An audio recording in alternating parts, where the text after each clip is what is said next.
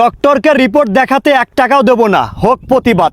এই যে ভাইটি প্রতিবাদ জানাইছে, ওনার সঙ্গে আমরা সকলে একত্রবদ্ধ হয়ে আমরা নিজেরাও প্রতিবাদ করব। কি হয় বিষয়টা, আমরা প্রথমে ডক্টর দেখাইতে যাই, 600 বা 700 বা 1000 টাকা ভিজিট দিয়ে ডক্টর দেখাইতে যাই। তারা আমাদের কিছু টেস্ট লিখে দেয়, কিছু মেডিসিন কিচ্ছু লেখে না, জাস্ট কয়েকটা টেস্ট লেখে।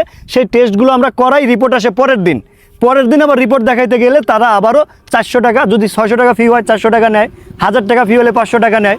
তো আমার কথা হচ্ছে, তাদের যে আমরা 1000 টাকা ফি দিয়ে দেখাইলাম, তারা যে আমাদের শুধু টেস্ট লিখে দিল, পরের দিন রিপোর্ট দেখাইতে কেন টাকা লাগবে? ভাইটি আবেদন জানাইছে বা প্রতিবাদ জানাইছে, আমরা তার সঙ্গে একমত। ডক্টরকে রিপোর্ট দেখাইতে 1 টাকাও দেবো না আমরা। এটা হলো প্রথম কথা।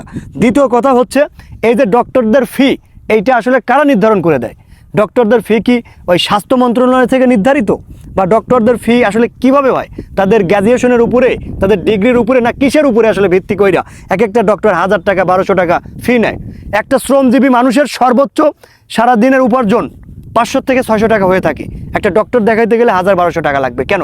একটা ডক্টর সর্বোচ্চ 2 মিনিট সময় দিয়ে থাকে, দিনে সে রুগী দেখে 200, 250, 300 পর্যন্ত কোনো ডক্টর দেখে। এক একটা পেশেন্টের কাছ থেকে যদি 1000 টাকা করে নেয়, তাদের মাসিক ইনকাম, বাৎসরিক ইনকাম কত দাঁড়াচ্ছে একটাবার কি চিন্তা করে দেখেছেন?